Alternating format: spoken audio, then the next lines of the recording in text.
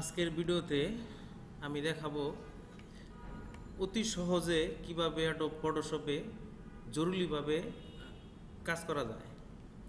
যেমন অ্যাডোব ফটোশপে আমরা যদি কাজ শিখতে যাই সেক্ষেত্রে হচ্ছে ফটোশপের মাধ্যমে আমরা প্রত্যেকটা কাজ যদি আমরা শিখতে যাই সেক্ষেত্রে হচ্ছে ফটোশপের যে টুলসগুলা সেগুলো হচ্ছে আমরা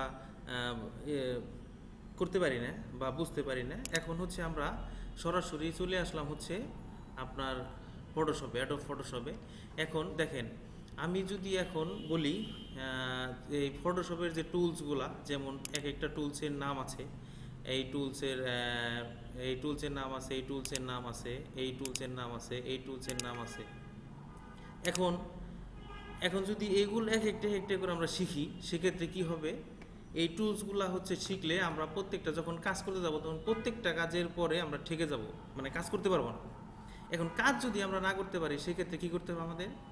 সেক্ষেত্রে আমাদের করতে হবে যে আমরা যদি কাজ এইভাবে শিখতে চাই সেক্ষেত্রে হচ্ছে আমাদের যে কোনো একটা করে কাজ শিখতে হবে। কি করতে হবে? যে কোনো একটা করে কাজ শিখতে হবে। এইটা কিভাবে সম্ভব? এইটা হচ্ছে ধরেন আমি একটা পাসপোর্ট সাইজের ছবি তৈরি করব। এখন সেক্ষেত্রে হচ্ছে আমার প্রথমে আমি একটা ফাইল নিলাম। ফাইলে ওপেন আমি একটা ফাইল যদি নেই, ফাইল পরে নিব। প্রথমে আমরা একটা ছবি নিলাম। ধরেন আমি একটা ছবি আমার একটা ব্রাউজার থেকে আমি ছবি নিব। আমার একটা ওপেন দিলাম। ওপেনের পরে হচ্ছে আমার কম্পিউটার চলে আসলাম। কম্পিউটার চলে আসলে এখন হচ্ছে আমি যে জায়গায় ছবিটা রাখছি ওই জায়গায় আমি যাব।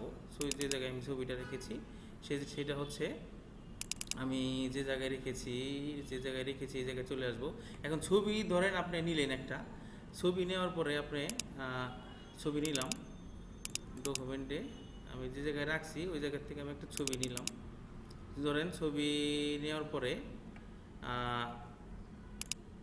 আমরা এখন ছবিটা নিলাম, ছবিটা আমরা ওপেন করলাম। এখন ধরেন আমি এই ছবিটাকে পাসপোর্ট সাইজের ছবি করব। এখন হচ্ছে আমি ছবিটা পাসপোর্টের ছবি করব। এখন ছবি করতে গেলে ধরেন আপনার হচ্ছে যে কোনো একটা কাজ শিখতে হবে। প্রথমে কাজ শিখতে হলে যে কোনো একটা কাজ শিখতে হবে। কী করতে হবে? যে কোনো একটা কাজ শিখতে হবে। একটা কাজ ধরেন পাসপোর্ট সাইজের ছবি শিখলাম, তখন হচ্ছে আপনার যে টুলসগুলো, সংক্ষিপ্ত টুলস পাসপোর্ট সাইজের জন্য ব্যবহার করা হয় সেটা হচ্ছে আমরা জানতে পারবো। এবং তারপর ধরেন আপনি একটা ব্যানার তৈরি করতে গেলে হচ্ছে ব্যানারের যে টুলসগুলো আপনি শিখতে পারলেন। কিন্তু প্রথমে হচ্ছে আপনার যে কোনো একটা বিষয় শিখতে হবে। তা এই মূল থিমটাই হচ্ছে যে কোনো একটা বিষয় শিখতে হবে। একটা বিষয় না শিখলে আপনি কী করতে পারবেন না, এই ফটোশপ শিখতে অনেক কঠিন হবে। ধরেন আপনি এই টুলসগুলো শিখলেন, আমি আবারও বলছি, এই টুলগুলো শিখার পরে তখন হচ্ছে আপনি কি এইগুলা কিছু মনে থাকবে না। এখন আমরা কি করব, এইটাকে ধরেন আমি এই টুলে গেলাম, যাওয়ার পরে হচ্ছে আমি এই ছবিটাকে ধরেন আমি পাসপোর্ট সাইজ ছবি নেব। এখন আমার এই আছে 150 x 150 পিক্সেল আছে, এটা ধরেন আমি নিলাম। নেওয়ার পরে এটা হচ্ছে আপনার মনে করেন যে আমি পাসপোর্ট সাইজ ছবি তৈরি করলাম। তৈরি করার পরে আমার আছে অলরেডি, এটা হচ্ছে পাসপোর্ট সাইজের ছবির মতোই আছে। এখন আমি এটা ধরেন একটা ফাইল নিলাম। ফাইল নেওয়ার পরে তখন হচ্ছে আমি পাসপোর্ট সাইজের ছবিটা যেভাবে করে ওইভাবে আমি করলাম। করার পরে দেন হচ্ছে একটা কাজ শিখলাম। শেখার পরে হচ্ছে আপনি যদি আরেকটা কাজ শিখতে চান সেক্ষেত্রে হচ্ছে আপনার অন্য একটা কাজ, যদি ব্যানার শিখতে চান বা হচ্ছে যে কোনো একটা লোগো ডিজাইন, যে কোনো একটা ডিজাইন শিখতে চান সেক্ষেত্রে হচ্ছে এটা আপনার করতে হবে। এখন আপনি কি করবেন? এখন আপনি প্রথমে শুরু করতে পারেন এরকম ছোট ছোট যে আপনার হচ্ছে এই ফটোশপের কাজগুলো আছে এইগুলো ছবিতে আপনি শুরু করতে পারেন।